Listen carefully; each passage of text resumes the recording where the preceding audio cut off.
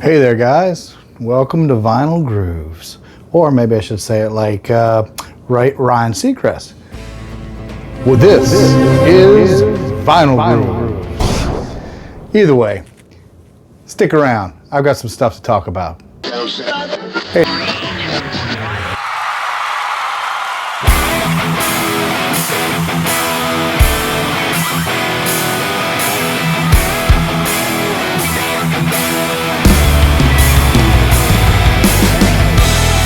Welcome back.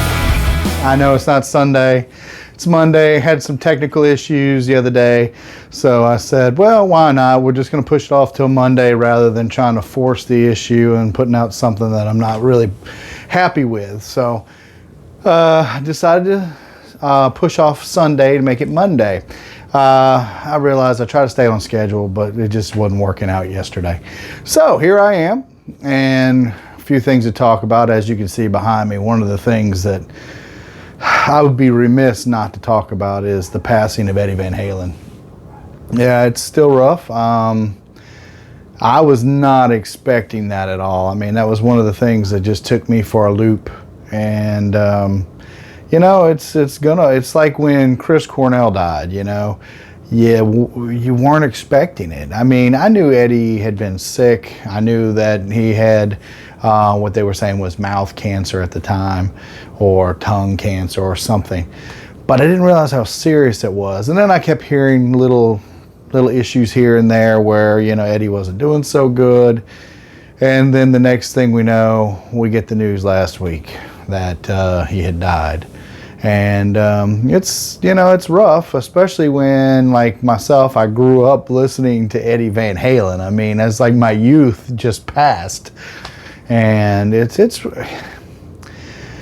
I'm sure I'm not broken up as much as his family is, but it's still, as a fan and as somebody who really, you know, was a trendsetter and basically put out amazing music, you know, it's hard. It's hard to listen to music the same way, especially listen to Van Halen. Van Halen will never be the same.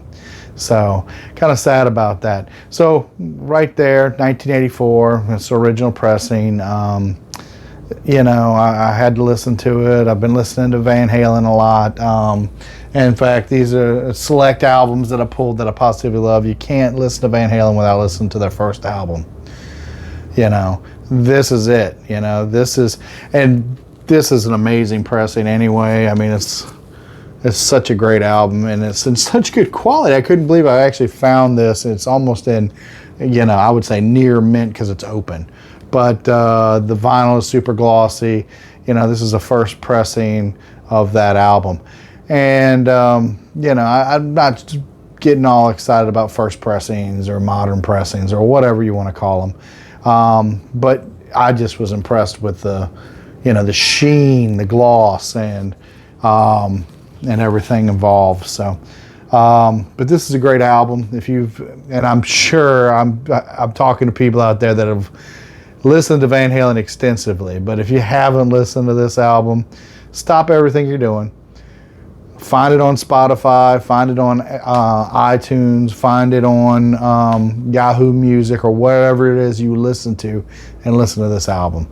I mean, if you've heard it 1,000 times, listen to it 1,001 times. It's just an amazing album. My next album that I have up is obviously 1984. These are kind of like the Van Halen albums in the order in which I really like them. They may not be in release order, but, you know, 1984 is my second favorite Van Halen album. My third favorite Van Halen album, Diver Down. I mean, what a great album. This is such a great album. I mean, where have all the good times gone? With Eddie. So, you know, put some Van Halen on and remember him. My next favorite Van Halen album, and a lot of people, I'm gonna get some feedback on this, because a lot of people, they love David Lee Roth versus Sammy Hagar, but this is my fourth favorite Van Halen album. Is this, Best of Both Worlds, or is it 5150? I'm sorry, Best of Both Worlds is on the album. It's 5150. It's a great album. I positively love this album. It was, I think I wore out more of the Sammy Hagar cassette than I have any of the other David Lee Roth cassettes, probably because I had some on vinyl. But I mean, look at that. Such a great album. Sammy Hagar, David Lee Roth, I think they both represent different times of Van Halen. And it's still Van Halen. I believe that they made up along the way, and you look back at Van Halen, and it's your preference. It's kind of like the old James Bond movies. Which is your favorite James Bond? Roger Moore, Sean Connery, Daniel Craig, Timothy Dalton. It's a matter of what you prefer. I like both. I like David Lee Roth for his showmanship, his great ad-libs in a song that he throws in there. I like Sammy Hagar for his pure vocals and his range, and as well as his just easygoing vibe. David Lee Roth is more of a party guy, Sammy Lee chill kind of guy. So that's just my perspective on the two. And then I'm not going to go through every Van Halen record. This is the last one I'm going to do, trust me. But Women and Children first. So these are my selections that I like and I listen to as far as Van Halen goes. Remember Eddie?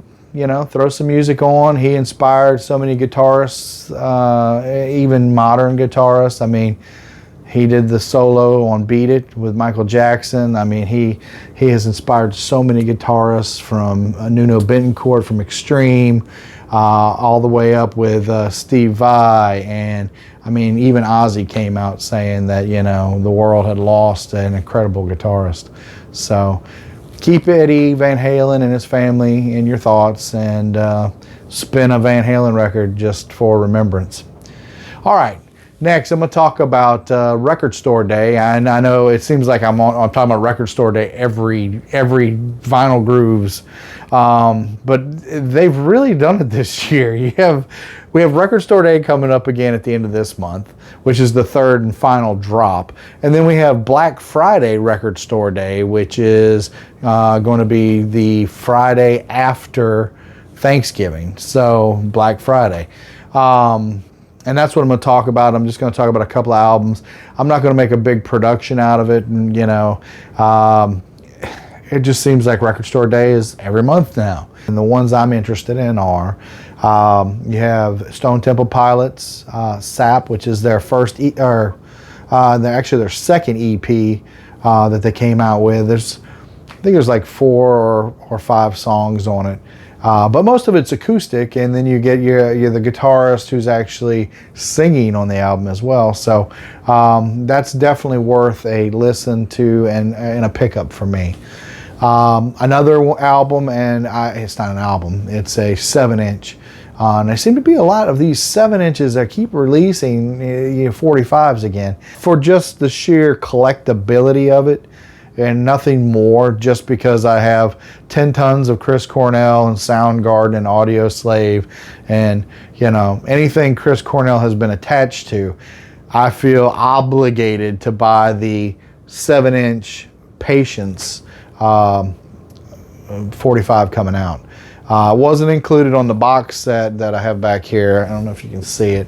I'm sure you've seen it in past episodes, but it wasn't included in the box set, the Chris Cornell collection.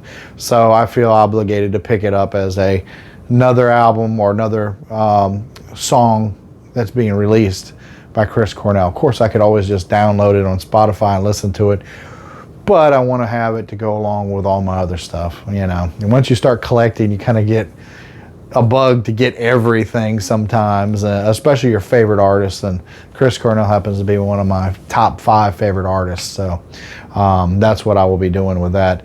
And another album coming out is going to be My Chemical Romance. They're releasing an album coming out. It's one of their earlier albums. Exciting album that I'm looking forward to is Tesla, The Great Radio Controversy. That's coming out. So, and then lastly, an interesting album called Jazz Sabbath, which is kind of like it kind of reminds me, so kind of like This Is Spinal Tap or something like that, because basically you have a fictional story that was created that says, you know, this guy created all these Black Sabbath songs, and then Ozzy and Black Sabbath stole them from him while he was in the hospital recovering from some kind of heart attack. Either way, it comes to find out that that's not the case. It's actually the keyboardist from Black Sabbath and Ozzy, who together with some other musicians created a jazz album of Black Sabbath songs. So to me, that's kind of a must-have, is the Jazz Sabbath. And the crown jewel for me of Record Store Day, and I will be shocked, and I will come on here and go, I can't believe I got it. I will be shocked if I actually get my hands on it. They're making 900 copies of it, so it's going to be scarcer to get than, what is it the old saying? Scarcer to get than hen's teeth. Yeah, because 900 copies worldwide, you're talking about something that's going to be difficult to get. However, they have priced it at $99. And that's the Rolling Stones Let It Bleed album. What's so special about it? Well, what's happening is they are hand pouring each color of the vinyl as they press it, and layering one color upon another by hand. So, and they're all individually numbered. So it's kind of a big deal. It's a great album. Let It Bleed is a great Rolling Stones album. I actually have it on black vinyl. But to me, this is one of those that, you know, I'm gonna splurge on. I'm gonna try and get it, but I'm not going to be disappointed when I don't get it, because I really don't think it's going to be easy to obtain. And on the secondary market, I guarantee you, the day that it goes on sale, Black Friday, mark my words, you go on eBay and they're going to be like ridiculous, $150, $200, $300. Actually, no, it'll probably be like $300 to $500 on eBay by the time the end of Black Friday comes. So, am I expecting to get it? No. Do I want to get it? Yes. I'm not going to flip it. I just want to listen to it, and I want to admire, you know, what they've done with the album itself. So, but I'll review real quickly. So, Record Store Day for me, My Chemical Romance, I think it's called Murder Scene. Then Chris Cornell's Patience, 45 LP, or excuse me, not LP. I wish it was, but it's only got Patience on one side and Nothing Compares to You on the other. That song's been out there for a long time. Patience, not so much, but it's a great song. Obviously, Guns N' Roses first, but then Chris Cornell. Then Sap by Alice in Chains. Great album. Have to get it. Jazz Sabbath, and then of course Tesla's Great Radio Controversy.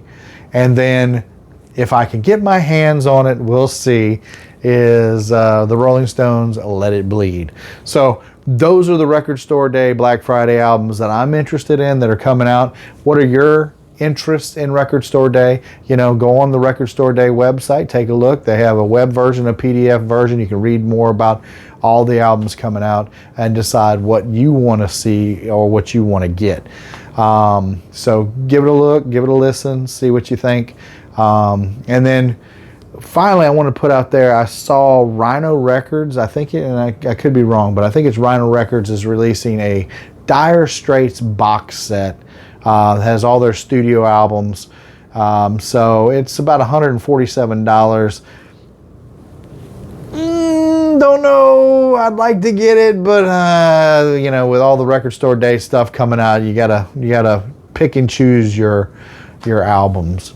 So that's where I'm at. That's where this episode of Vinyl Grooves, it seems to be all over the place. You know, I started out with a little somber with Eddie Van Halen, and we finish up with Record Store Day, Black Friday. Look, guys, I appreciate you watching my videos. I appreciate all the subscribers. And look, if you haven't already, I greatly appreciate you. If you gave me a thumbs up, you like and subscribe. I hope that you have a great week. It's Monday, so we're almost partially through the week already.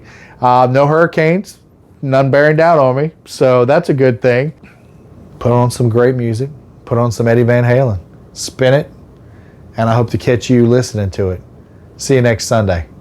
Bye-bye.